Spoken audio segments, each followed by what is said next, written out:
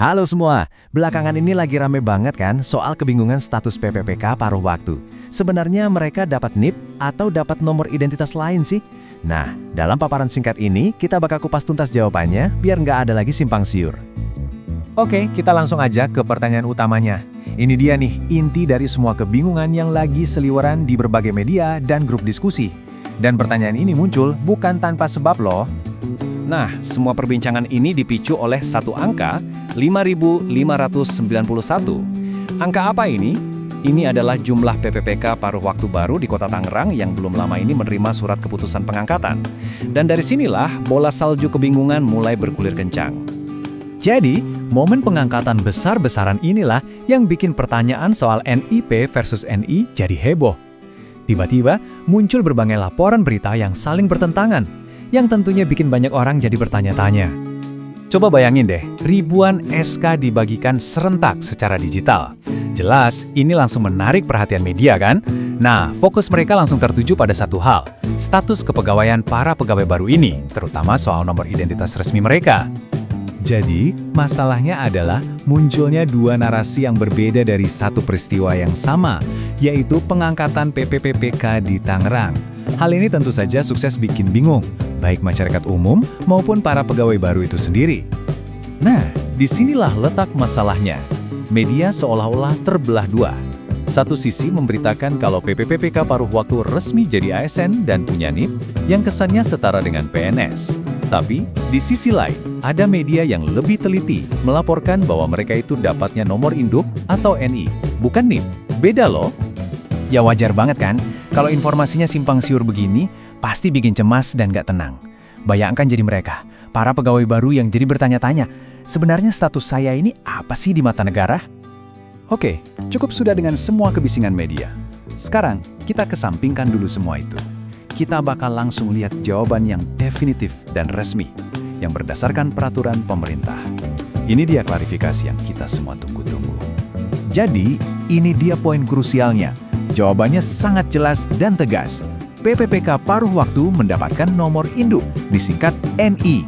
Ini adalah nomor identitas yang berbeda dari nomor induk pegawai atau NIP.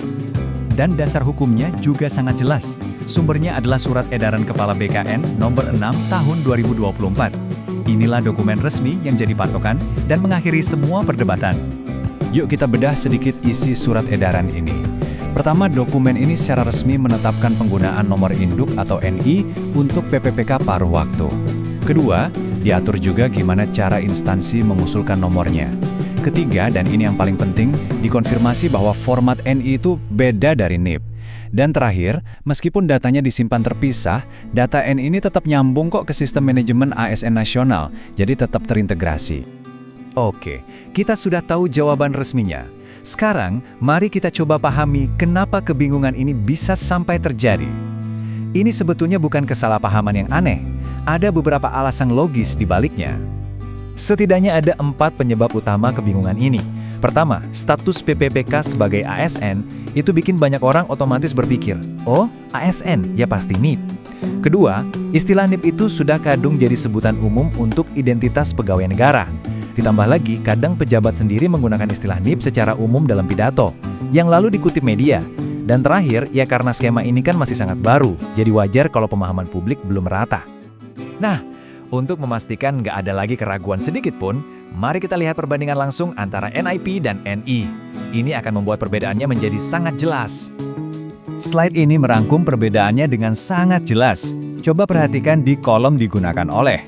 NIP itu dipakai oleh PNS dan PPPK penuh waktu, sementara NI itu khusus, eksklusif untuk PPPK paruh waktu. Dasar hukumnya pun beda. Begitu juga fungsi utamanya.